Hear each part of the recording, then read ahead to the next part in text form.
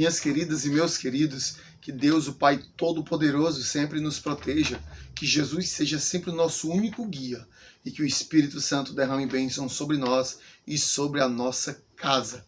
Hoje nós vamos falar um pouquinho sobre o livro de Esté, mas daqui a pouquinho, tá?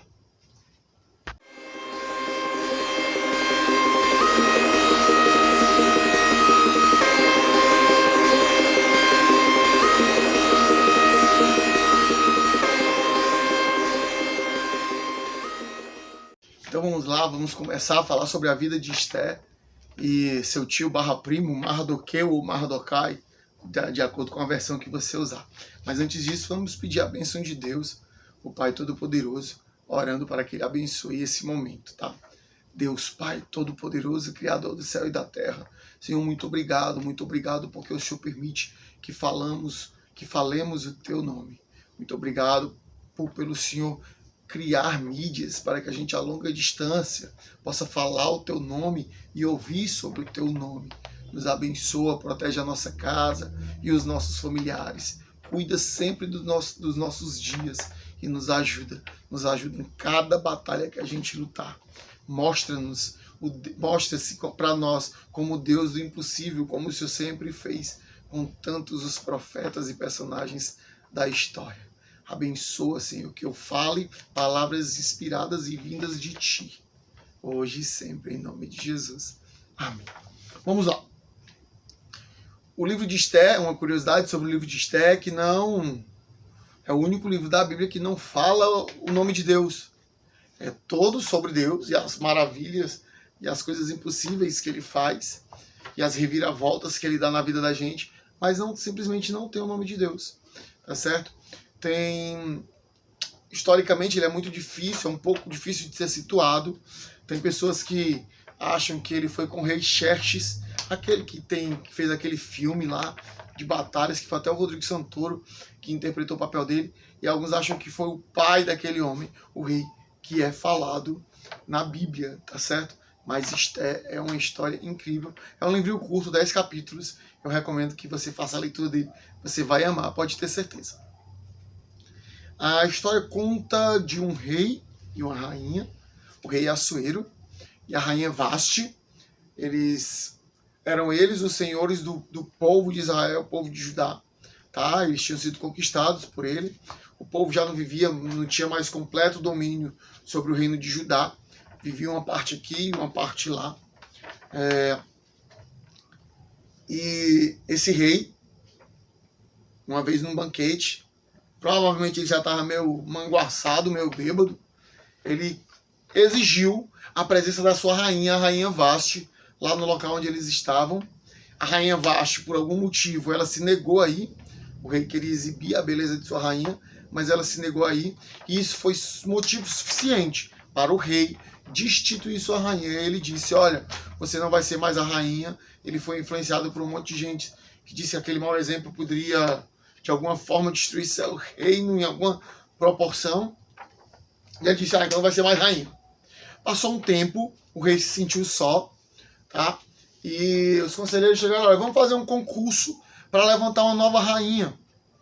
Mardoqueu ou Mardokai, a minha versão chama Mardoqueu, então vou estar chamando ele de Mardoqueu, tá? Mas é Mardokai, algumas versões falam também. Ele vivia ali pelo palácio de Suzã, que hoje é o país que a gente conhece como Irã, aquele que vive envolvido em treta, em guerra, né? Pois é. Então, ele vivia pelo palácio de Suzã e ele ouviu a história desse concurso para ser a nova rainha. A Bíblia diz que Esté tinha uma beleza muito grande. Até então ela era chamada de Radassa, né? Radassa tinha uma beleza muito grande. E Mardoqueu levou a sua sobrinha, mas que ele criava como se fosse filha. Depois que ela ficou órfã, ele criou ela como se fosse filha, mas na verdade eles eram primos, tá? Ele levou a Radassa para participar desse concurso. A Bíblia diz que ela era tão bonita, tão gentil, tão legal, que ela foi colocada em posição de destaque. E aí mudaram o nome dela para Esther. E com isso a gente compreende e entende que a Bíblia é cheia de passagens onde ela reforça que as nossas características físicas, para Deus, elas não valem nada, nada mesmo, nada. Esther era bonita por um simples propósito, para que a glória de Deus fosse feita na vida, para que a glória de Deus, para que o nome de Deus fosse glorificado através da vida dela, como a gente vai ver lá na frente. Você pode ser ruivo, louro, careca, cabeludo. Você é do jeito que Deus planejou que você fosse. A Bíblia fala lá em Jeremias 1:5 que no ventre da nossa mãe Deus já nos fez. E Deus não faz nada que não seja muito, muito, muito, muito bom. Então Deus nos fez perfeitinho. Somos projetos perfeitinhos de Deus. Então Ele nos fez de acordo com as nossas características. Muitas vezes, agora, claro que nós temos que cuidar do nosso corpo como somos templos do Espírito Santo. Temos que cuidar do nosso corpo. Não é disso que eu estou falando. Mas muitas vezes a gente pede para ser mais alto ou mais baixo, cabelo de uma cor ou de outra cor, olho de uma cor ou de outra cor, um dedo mais estreito, um dedo mais comprido e por aí vai. Só que nós temos que entender que nós somos criaturas de Deus, feitos pelo próprio Deus no ventre de nossa mãe. Então nós somos perfeitos como nós somos. E tudo em nosso corpo, tudo em nossa vida tem um objetivo de glorificar a Deus em algum momento dessa caminhada. Deus nos ama tanto que lá em Mateus 10:30 fala que Ele sabe até o número de fios de cabelos que nós temos na nossa cabeça. Eu tenho 2 filhos. Eu não faço ideia de quantos fios de cabelo eles têm na cabeça. Tenho um filhão do coração agregado também. Não faço ideia de quantos fios de cabelo ele também tem na cabeça. Mas Deus sabe todos os fios de cabelo que tem na nossa cabeça, porque Ele nos ama. E por tanto amor assim, Ele fez como nós deveríamos ser feitos, sem tirar nem pôr, nem um pouquinho. Passado o concurso, adivinha quem é que ganha? Isso, Esther ganha. Ei, viva Esther. Esther ganha. Logo depois do concurso também é levantado, o rei promove um conselheiro lá, e ele promove Amã. Amã, ele é um agagita, tá? Agagita, ele é descendente do rei Agag. Rei Agag é aquele, lembra do episódio, se você não conhece a Bíblia, lê lá como Saul foi destituído. Se você conhece, lembra quando Saul foi destituído porque não obedeceu às ordens de Deus? Esse é o rei que ele poupou. Depois Samuel foi lá e esquartejou o cara e dividiu o corpo dele pelo reino. Então, Amã, muito provavelmente, muitos teólogos defendem que ele era descendente de Agag, esse rei. Então, Amã odiava os judeus. E ele foi levantado, o cargo dele agora é de alta confiança, o cara estava assim com o rei.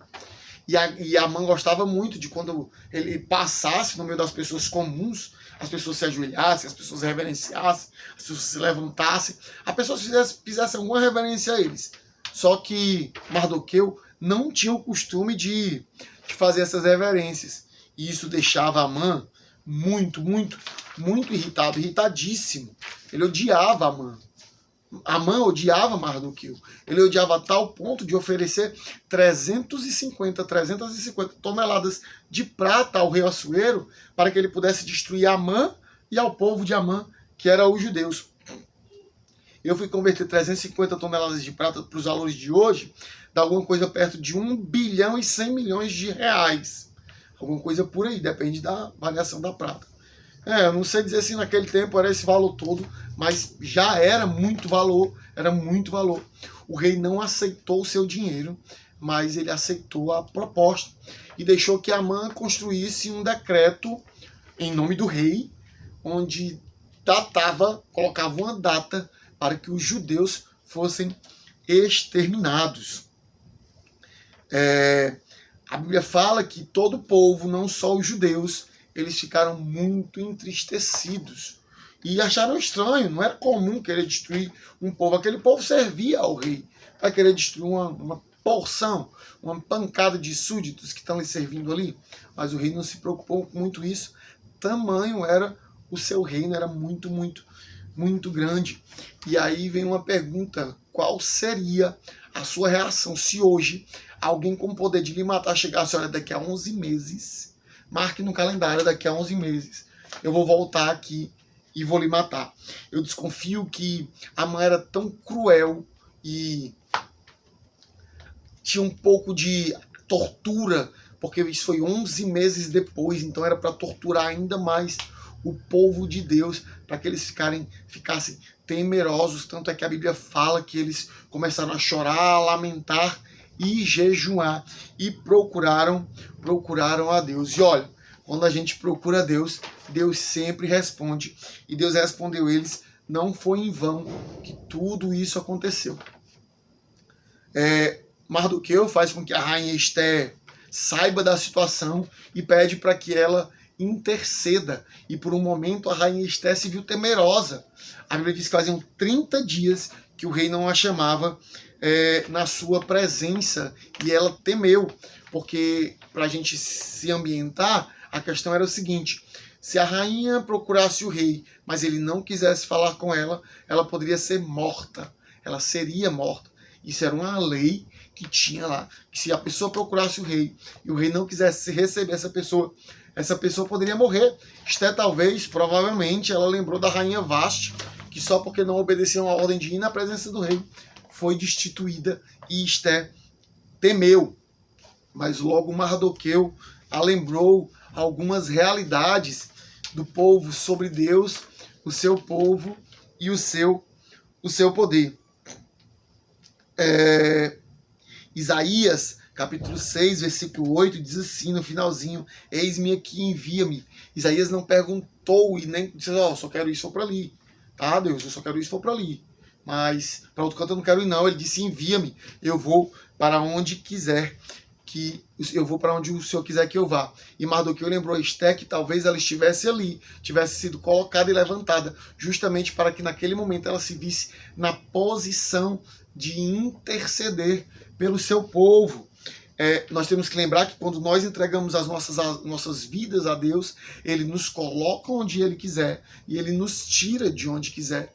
E foi isso que Mardoqueu falou para ela, e disse que se ela nem se preocupasse, que se ela não quisesse falar, interceder pelo seu povo, Deus levantaria a salvação de um outro canto, mas que ela seria mesmo assim condenada, porque se ela não intercedesse pelo seu povo, ela estaria se afastando de Deus, e uma vez afastada de Deus, mesmo que nós respiremos, nós já estamos mortos, porque só existe vida em Deus. O próprio Jesus diz, eu sou a ressurreição e a vida. Quem crê em mim, ainda que esteja morto, viverá.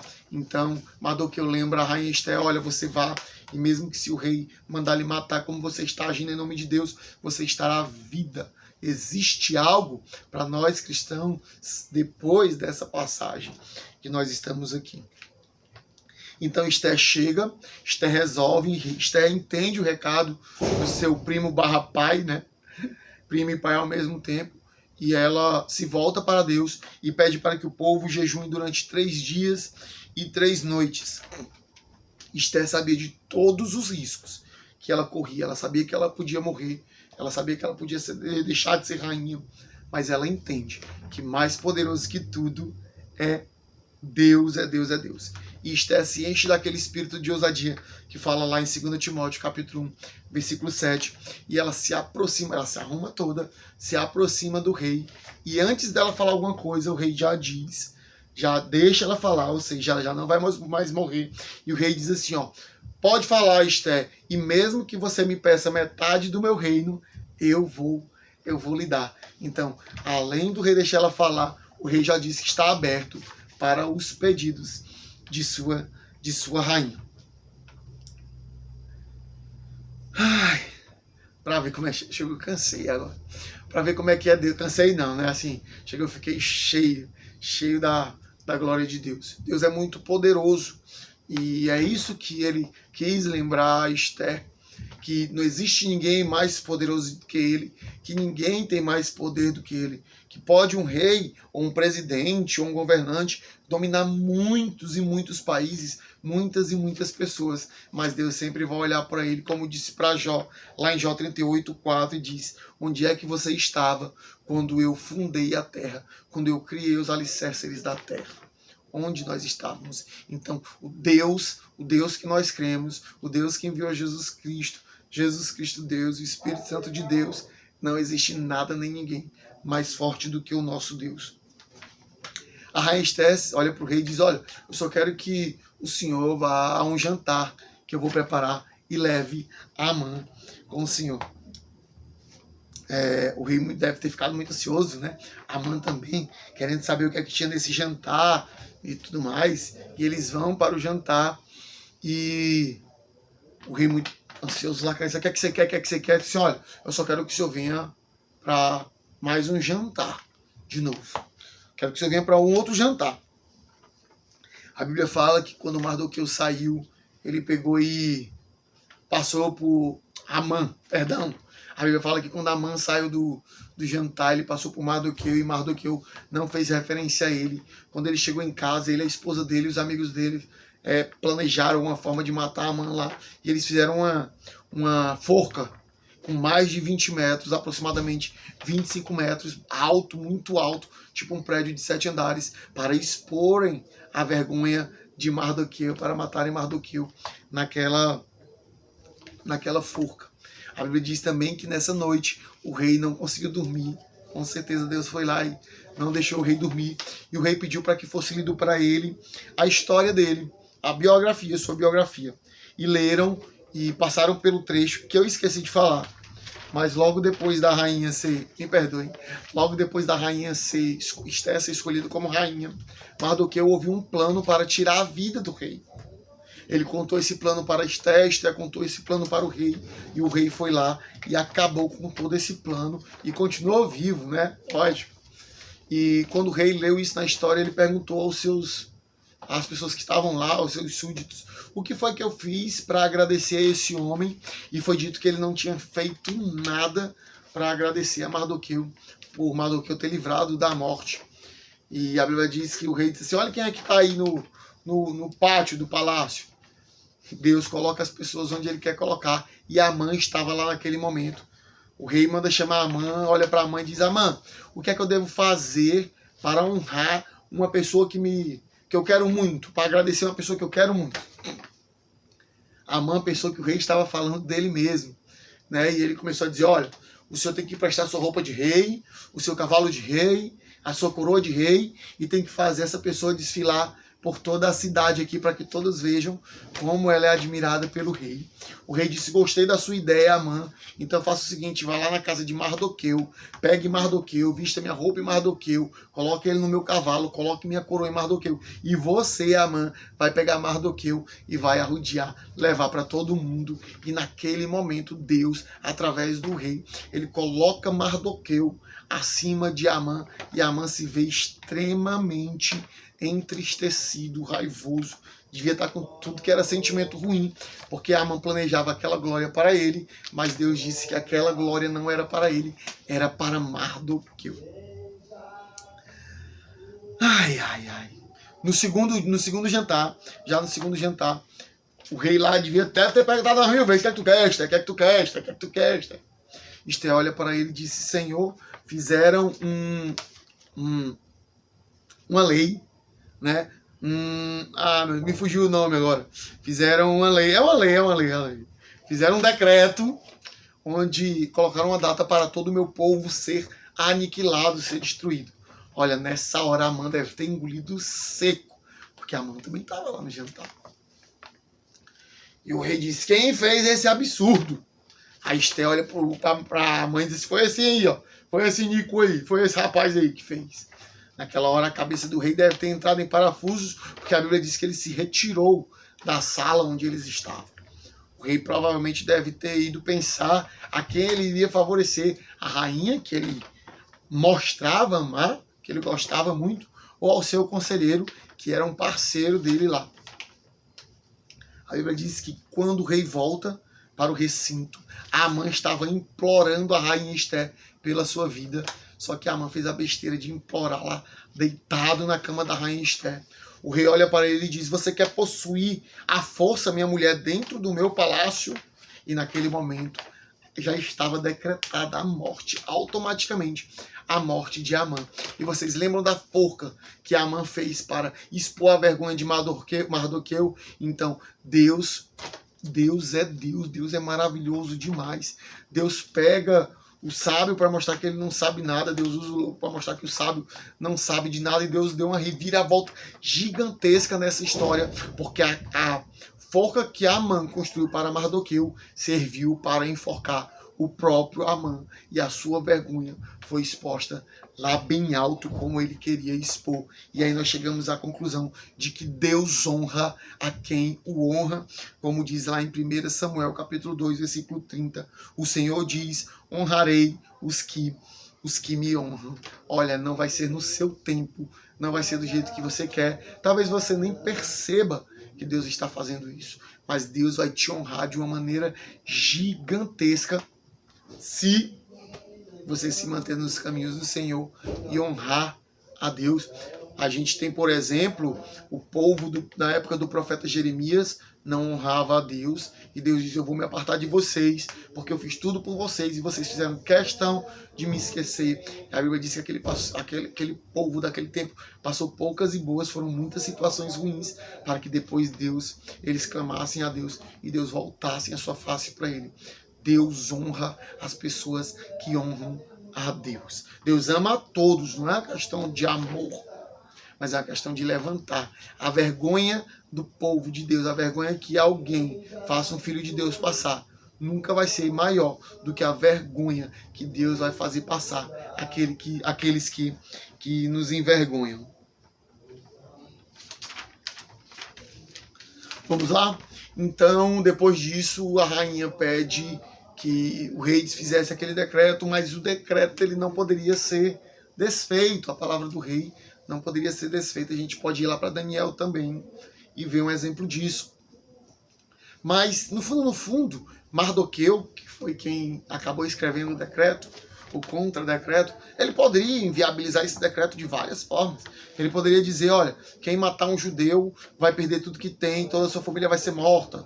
Quem matar um judeu vai virar escravo. Mardoqueu poderia, de várias maneiras, fazer com que esse decreto perdesse a validade. Mas, dessa maneira, o rei seria levantado como salvador do povo judeu. E Mardoqueu sabia que o povo judeu só tinha um salvador, e era Deus. Então ele faz um decreto dizendo só que o povo judeu, a partir daquele momento, era permitido com que o povo judeu pudesse se defender, porque aí sim Deus levantaria o seu povo e seria o salvador do seu povo, aquele que traz livramento para o seu povo.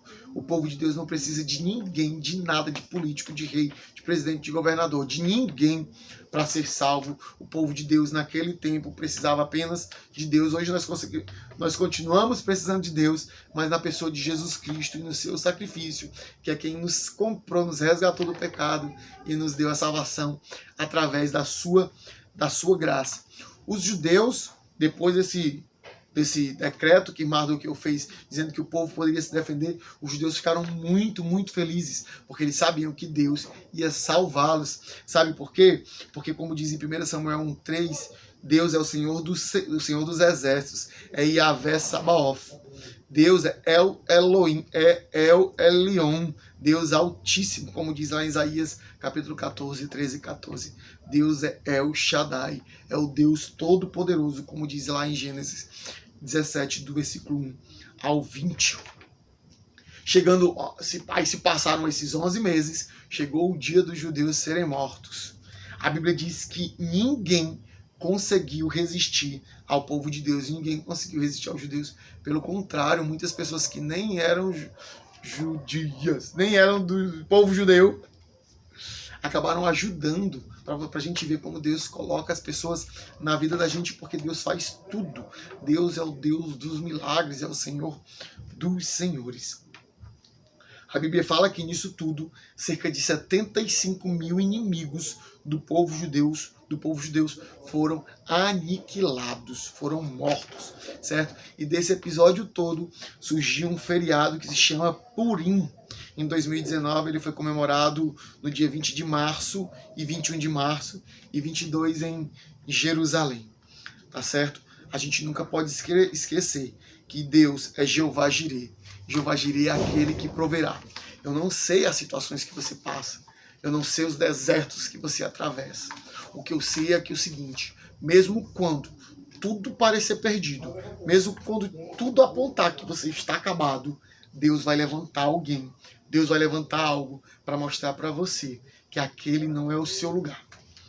Deus se alegra na nossa vida. Deus não quer a nossa morte.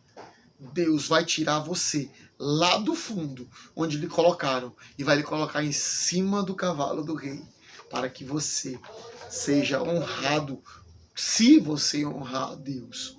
Nos momentos difíceis é mais fácil buscarmos a Deus, mas também nos momentos difíceis é muito fácil praguejarmos a Deus e colocarmos a culpa do que está acontecendo na vida da gente em Deus. Essa não é uma forma de honrá-lo, mas se nos momentos fáceis e nos momentos difíceis você honrar a Deus, quando você estiver no momento difícil, e no momento fácil também, Deus vai te honrar e vai te colocar sentado em cima daquele cavalo com a coroa na cabeça, desfilando para todo mundo ver que você tem um Deus que ele levanta da situação mais difícil. Mesmo que sua morte esteja decretada através de doença ou através de qualquer coisa, Deus vai te dar a cura, Deus vai te dar o livramento.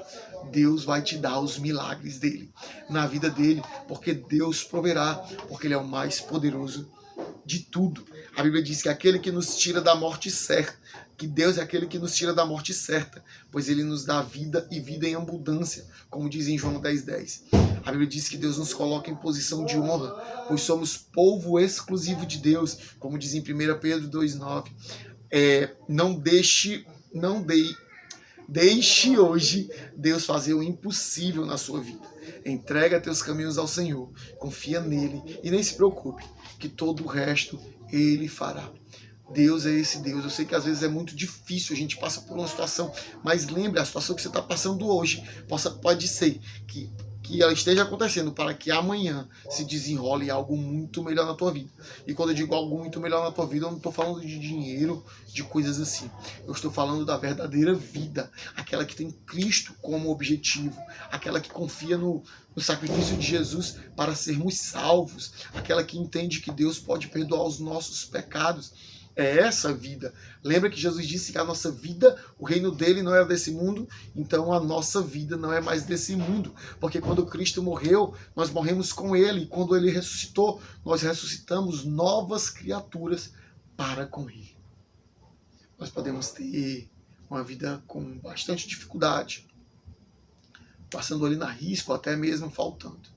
Mas mesmo assim, se nós estivermos com Cristo, essa vida vai ser perfeita, porque o nosso Deus é perfeito. Isso pode ser difícil muitas vezes de entender, mas é a verdade, tá certo? Quando o nosso coração está entregue a Deus e quando nós estamos honrando o nosso Senhor, o que parece estar dando errado na nossa vida não é errado, é o certo de Deus. É porque o certo de Deus, aos nossos olhos, não parece ser tão certo às vezes, mas o certo de Deus é o melhor certo que existe. Tá bom? Então vamos orar. E se você se sentiu tocado com essa história de Esther que nós lemos, se você quer conhecer mais um pouco sobre esse Deus que opera o impossível, que opera os milagres, procure uma igreja perto da sua casa. Qual igreja? Não importa qual igreja, o que importa é saber se essa igreja fala de Jesus como nosso único Senhor e Salvador das nossas vidas. Procura ler mais a palavra de Deus, leia a Bíblia, ore. Ore de que jeito? Ore de qualquer jeito, conversa com Deus, abre teu coração, louva, bota aí nas mídias, acompanha os louvores, vai aprendendo e louvando durante teu dia inteiro. Mas o que importa é que você leia a palavra de Deus e que você entregue seu coração com o tempo. Você vai amadurecendo e vai ver onde melhor você encaixa. Lembra que todo povo é um povo só de Deus, onde Cristo é a cabeça, tá? Vamos estar orando e que se Deus tocou no seu coração, não deixe esse toque passar batido. Procura alguém que possa te ajudar e eu vou estar orando para que Deus levante também alguém que possa te ajudar nessa caminhada. Deus, Pai Todo-Poderoso, Senhor, muito obrigado porque aprendemos mais de Ti. Obrigado porque respiramos, Senhor. Obrigado por tudo que o Senhor nos dá. Mesmo que muitas vezes a gente ache que está tudo errado, mas nos ajuda a reconhecer o certo de Deus. Olha por nós, perdoa os nossos pecados, nos ajuda a perdoar as pessoas que pecaram contra nós, Senhor. E meu Pai, visita as pessoas que querem conhecer mais de Ti. Levanta pessoas, como o Senhor levantou ajudadores para os judeus. Levanta pessoas a chegarem mostrando mais da palavra de Deus para essas pessoas. Suscita igrejas para que elas possam visitar e que elas sempre, sempre, sempre glorifiquem o Teu nome e Te coloquem em primeiro lugar de tudo, nos ajuda a estar sempre no caminho certo, que é o caminho de Deus. Abençoa a nossa família e a nossa vida, em nome de Jesus. Amém. Um beijão para todos vocês e fiquem com Deus.